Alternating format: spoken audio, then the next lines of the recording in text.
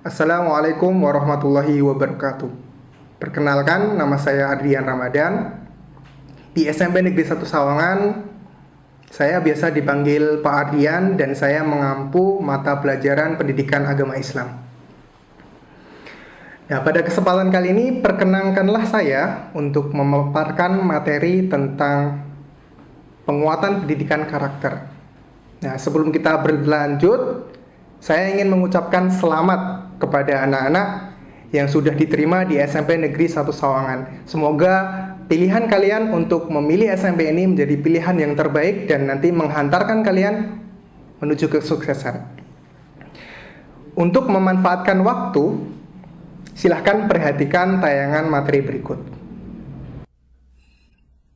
Penguatan pendidikan karakter, atau kita singkat dan nanti bakalan kita sering sebut dengan PPK.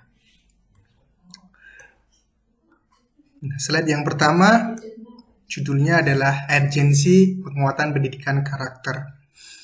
Urgensi itu artinya adalah penting, maka pada kalimat yang pertama kita bisa ubah katanya dengan bahasa kita biar tidak terlalu sulit, yaitu pentingnya penguatan pendidikan karakter. Mengapa kita harus punya karakter?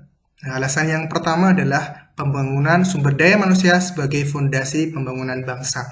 Kita tahu bahwa negara kita itu bakalan dilanjutkan oleh kita. Ketika kita menjadi pribadi yang buruk, maka bangsa kita yang kelak akan diwariskan kepada kita akan menjadi bangsa yang terpuruk. Nah, alasan yang kedua adalah menghadapi kondisi degradasi akhlak, moral, dan budi pekerti. Maksudnya apa? Yang dimaksud dengan degradasi akhlak adalah melemahnya akhlak, moral, dan budi pekerti. Seiring dengan berjalannya waktu dan dengan dinamika dan tantangan era global, seringkali kita tercampur. Kita sulit untuk memfilter budaya-budaya asing yang masuk pada kita. Banyak hal, banyak jalan untuk budaya-budaya asing itu meracuni kita. Seperti halnya ketika kita tidak menggunakan media sosial dengan bijak. Nah, seringkali di media sosial kita menjumpai video-video yang kelihatannya itu ngetren di kalangan pemuda-pemudi dan bagus dilihat, tapi sebenarnya itu melemahkan akhlak kita dan tidak jarang kita jadi lupa dengan budaya kita. Apa sih budaya kita? Salah satunya yang sering kita lihat yaitu tentang menghormati orang tua atau akhlakul karimah. Kalau di dalam bahasa Jawa kita sering kenal dengan sebutan sopan santun. Unggah-ungguh subhosito. Nah, itu semua mulai menghilang. Kenapa? Karena kita mulai terbiasa dengan budaya-budaya asing yang masuk dan kita lihat. Dan kita contoh, padahal itu buruk. Nah, maka kita perlu pendidikan karakter. Ada 5 hal atau 5 nilai utama pendidikan karakter. Apa aja? Yang pertama, religiusitas. Yang kedua, nasionalisme. Yang ketiga, kemandirian. Yang keempat, gotong royong. Dan yang terakhir, integritas. Yang pertama, religiusitas. Religius. Nah, tentunya kita sering dengar apa itu religiusitas. Di dalam agama, apapun selalu mengajarkan tentang kebaikan. Tidak ada agama yang mengajarkan umatnya untuk melakukan hal-hal yang buruk. Maka ini menjadi salah satu nilai yang harus kita tanamkan kepada diri kita. Apa aja nilai religiusitas? Yang pertama adalah beriman dan bertakwa. Nah, iman. Iman artinya adalah percaya. Bertakwa artinya adalah menjalankan semua perintahnya dan menjauhi larangannya. Oke, maka hal yang kedua setelah kita beriman dan bertakwa adalah menjalankan segala perintahnya. Oke, dikatakan beriman itu ketika kita sudah mengakui, meyakini dalam hati dengan sungguh-sungguh, dan setelah itu menjalankan perintahnya. Disiplin beribadah. Nah, inilah nilai religiositas. Apa aja? Selain itu, ada juga nilai menjaga kebersihan, peduli lingkungan, memanfaatkan lingkungan dengan bijak, toleransi, saling menolong dan menghormati, cinta damai, dan peduli sosial. Inilah nilai-nilai yang harus kita tanamkan dalam nilai religiositas. Ya, mari kita mulai menilai diri. Kalau perlu kita buat contekan. Kita tulis apa nilai religius, poin-poinnya apa. Kita tulis yang pertama iman. Sudahkah kita beriman? Sudahkah kita yakin dengan Tuhan kita, Allah Subhanahu wa taala? Nah, kalau kita misal yang pertama beriman. Kalian udah beriman, maka centang. Yang kedua, menjalankan perintahnya. Centang. Yang ketiga, disiplin beribadah. Centang. Di sini ada nilai bersih. Sudahkah kalian menjaga kebersihan? Peduli lingkungan, memanfaatkan lingkungan dengan bijak. Itu masuk tadi ya. Atur iman. Toleransi, saling menghargai. Nah, jangan jadi orang yang keras kayak batu dan nggak toleran. Kenapa? Karena kita hidup sebagai masyarakat. Ya, sosial. Kita harus mempunyai jiwa sosial. Jangan memaksakan kehendak kita terhadap orang lain. Karena jika kita memaksakan kehendak, akhirnya akan melukai diri kita juga bahkan orang lain. Saling menolong, menghormati tentu. Ketika kita ingin hidup dengan damai, tentram, maka kita harus membudayakan budaya saling menolong. Ya, maka ingat ada 3 hal. Yang pertama, minta tolong. Yang kedua, jangan malu untuk meminta maaf. Dan yang terakhir, jangan lupa ketika meminta bantuan teman untuk mengucapkan kalimat terima kasih. Oke, yang kedua, nilai utamanya adalah nasionalisme. Apa aja pada poin yang kedua ini? Ya. Apa sih nasionalisme? Nasionalisme itu di sini ada yang bisa kita tunjukkan dengan rasa cinta tanah air. Yang kedua, semangat kebangsaan. Yang ketiga, menghargai kebinekaan, demokratis, rela berkorban, dan taat hukum. Yang pertama, cinta tanah air. Oke, cinta tanah air. Cinta itu artinya sayang, dan kita berarti kalau dalam konteks ini berarti kita harus senantiasa melakukan semua yang terbaik untuk bangsa kita. Ketika kita cinta, maka kita bakal ngasih yang terbaik buat apa yang kita cintai.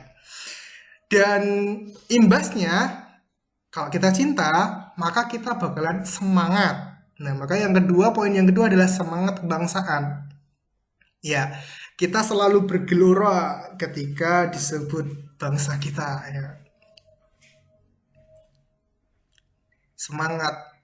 Ya, bisa dengan contoh yang lain ketika di sekolahan, ketika waktu hari Senin disuruh buat menyanyikan lagu kebangsaan, kita semangat menyanyikannya. Yang ketiga, menghargai kebinekaan. Bhinneka Tunggal Ika, kebinekaan artinya keberagaman. Ya, masuk lagi ke tadi toleransi di poin yang pertama, religiositas. Nah, ini juga masuk ke poin nasionalisme, menghargai kebinekaan. Yang ketiga, demokratis. Toleransi juga, rela berkorban untuk negara dan taat hukum. Ya, taat hukum. Oke. Hukum itu mempunyai sifat memaksa. Ya. Jadi kita harus taat. Kenapa harus taat hukum? Hukum dibuat untuk kebaikan pada dasarnya. Secara umum hukum dibuat untuk kebaikan. Nah, supaya apa? Supaya orang-orang tidak menjadi orang-orang yang barbar kayak orang zaman dahulu, di mana yang kuat lah yang menang. Nah, maka butuh hukum. Gunanya hukum adalah untuk menyetarakan hak setiap masyarakat. Kebayang nggak ketika nggak ada hukum, terus kamu jadi orang yang kecil toh di sekolahan. Contohnya di sekolahan nih, kamu punya badan yang kecil, ya kan? Terus ada temanmu yang punya badan besar dan di sekolah nggak ada hukum, maka dialah yang berkuasa, kamu nggak bisa ngapa-ngapain dan selalu ditindas nih. Maka hukum harus ditaati biar semuanya mempunyai hak yang sama. Poin yang ketiga adalah kemandirian. Oke, sudah SMP, udah nggak menyandang gelar SD lagi, maka kalian harus mandiri. Ya, mandiri. Di sini apa artinya? Ya, mandiri artinya aja adalah kerja keras atau etos kerja. Nah, jangan mudah menyerah nih. Kalian udah SMP, jangan ketika kalian menemukan sebuah masalah yang kalian itu pusing buat ngerjainnya dan nggak selesai terus kalian mutung berhenti di tengah jalan. Nah, itu jangan sampai ya. Maka poin yang kedua di kemandirian, supaya kita nggak berhenti di tengah jalan, maka kita harus jadi orang yang kreatif, inovatif, kreatif. Saya yakin orang-orang zaman sekarang, anak-anak zaman sekarang itu kreatif banget. Tapi kadang kreatifnya kebangetan. Nah, makanya ini perlu nih nilai moral. Nilai utama karakter ini perlu. Supaya apa? Kreatifnya tadi nggak kebablasan. Kreatifnya itu digunakan untuk hal-hal yang positif, ya, inovatif. Setelah kita udah menemukan satu kreatif nih, ketika menghadapi sebuah masalah, kita udah menemukan solusi.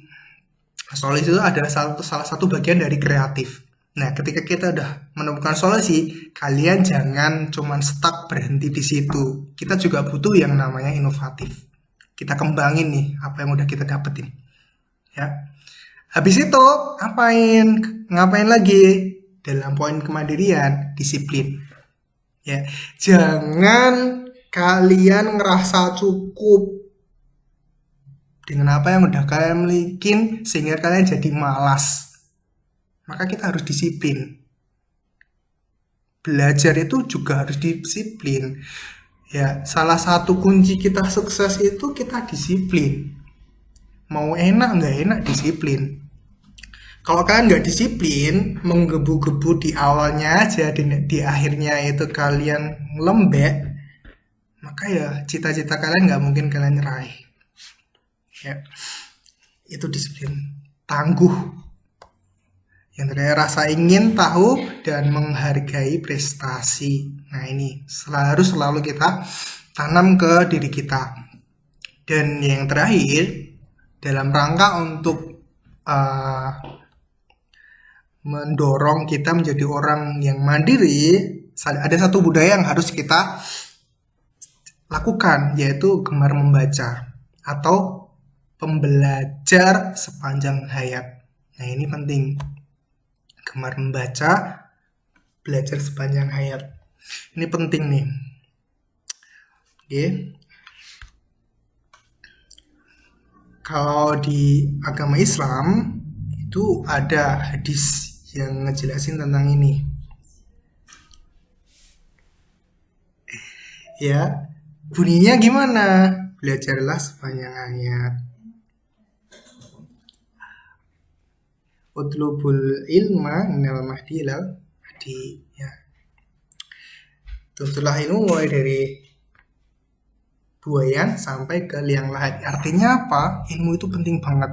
Dan ketika kita itu belajar ilmu di dunia ini, ilmu itu nggak mungkin habis kita pelajarin. Selalu ada lagi. Dan semakin banyak kita belajar, kita akan semakin ngerasa bodoh. Jadi kalau kalian itu ngaku kalau diri kalian itu pintar, tapi nggak pernah belajar, itu sesungguhnya maka kalian adalah orang-orang yang kurang cerdas.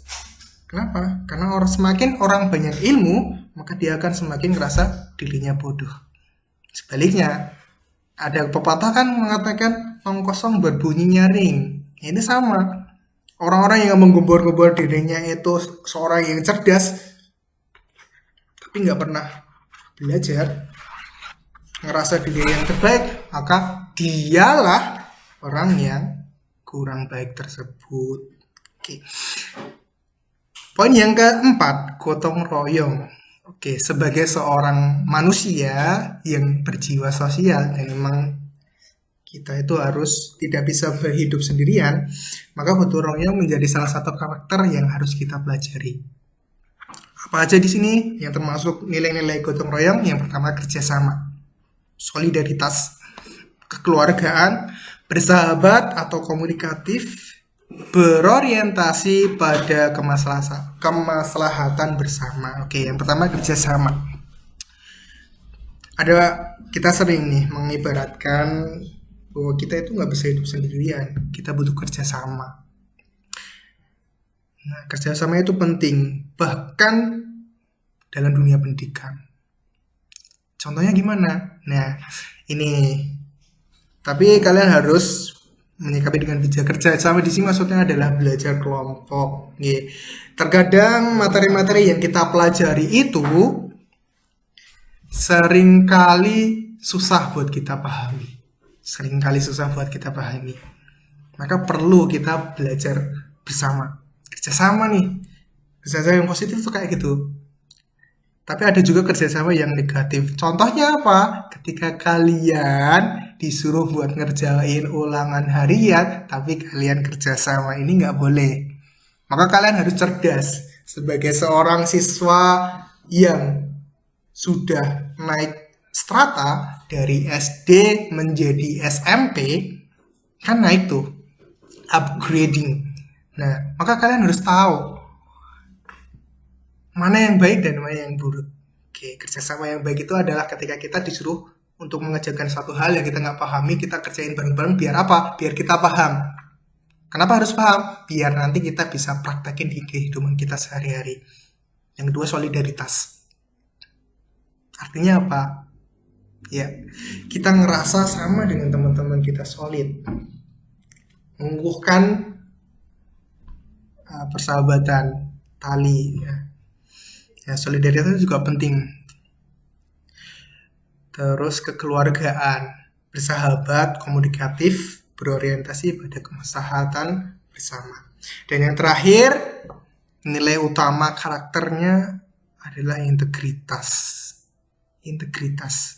Apa aja yang masuk ke dalam nilai ini? Yang pertama adalah kejujuran. Yang kedua, keteladanan. Yang ketiga, tanggung jawab.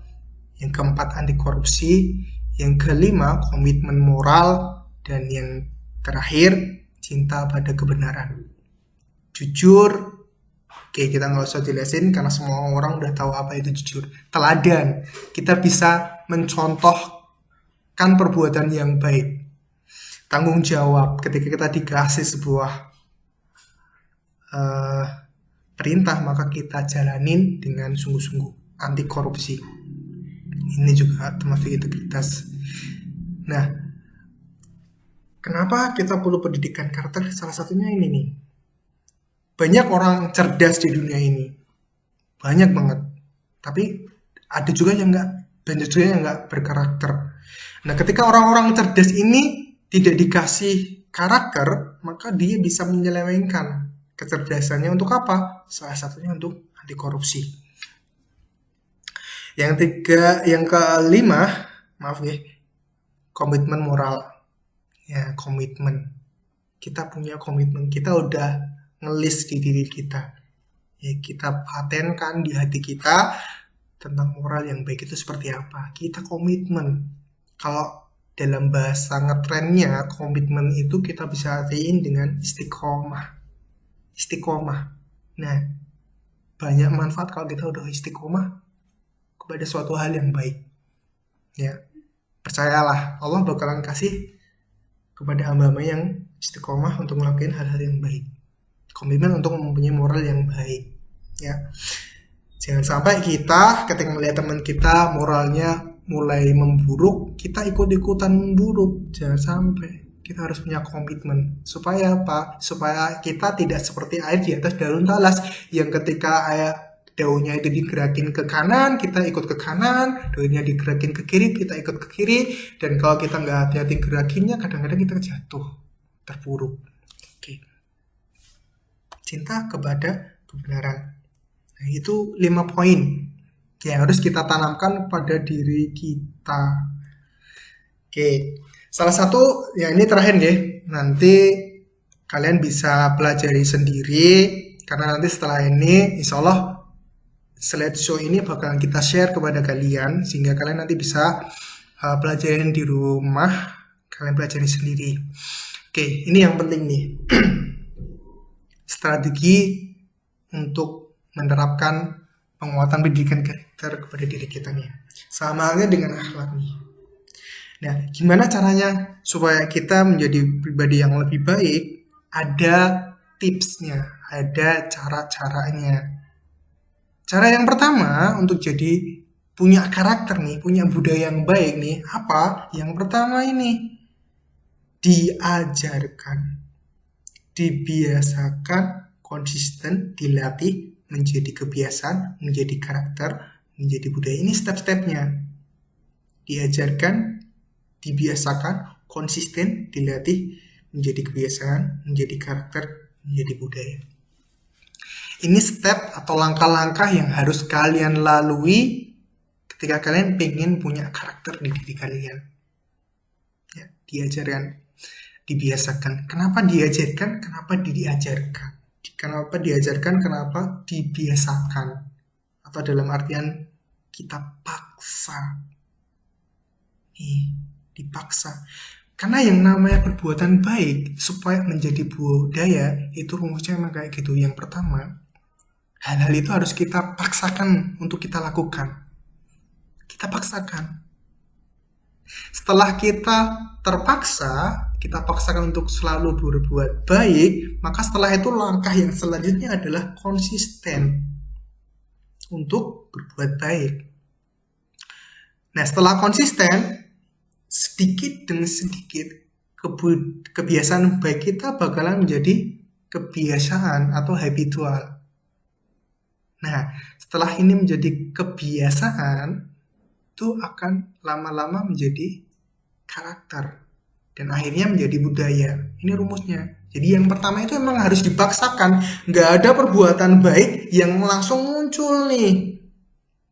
Karena memang fitrahnya manusia itu selalu dalam keburukan. Ya, bukan fitrahnya maaf. Ya, manusia itu lebih condong untuk ngelakuin hal yang buruk. Seperti yang Allah jelasin dalam surat Al-Asr, wal asr innal insana lafi khusr. Ya, sungguhnya demi waktu sungguhnya masuk dalam kerugian. Karena emang kita itu lebih condong suka untuk ngelakuin hal yang buruk. Maka ketika kita pengen punya budaya yang baik, punya karakter yang baik, yang pertama kita lakuin adalah kita paksakan diri kita untuk berbuat baik. Setelah dipaksakan, kita biasakan, kita konsisten dengan perbuatan baik tersebut. Nah, setelah kita konsisten, lama-lama perbuatan baik itu bakal menjadi kebiasaan. Ketika udah menjadi kebiasaan, lama-lama hal baik itu nggak terasa berat buat diri dilakukan. Kenapa? Udah menjadi kebiasaan. Nah, ketika kita udah nggak ngerasa berat untuk ngelakuin kebaikan, dan kita itu udah secara naluri untuk berbuat baik, kayak menjadi insting, maka disitulah perbuatan baik itu menjadi budaya kita, menjadi akhlak kita. Demikian pemaparan yang bisa kami sampaikan. Nanti kalian bisa melihat PowerPoint ini di HP kalian masing-masing karena insya Allah soft copy ini bakalan bisa kepada kalian sehingga kalian ketika saya menjelaskan kalian belum paham, kalian bisa membaca sendiri. Demikian pemaparan materi tentang penguatan pendidikan karakter. Semoga apa yang kita pelajari kalian bisa biasakan di kehidupan kalian dan konsisten dengan semua itu sehingga apa yang kita pelajari, apa yang kita biasakan bisa menjadi budaya kita, menjadi akhlak kita. Terakhir, setelah ini jangan lupa untuk mengerjakan kepada teman-teman kalian dan jangan lupa untuk mengerjakan lembar kerja yang akan disediakan. Terima kasih atas perhatiannya. Kita akhiri. Assalamualaikum warahmatullahi wabarakatuh.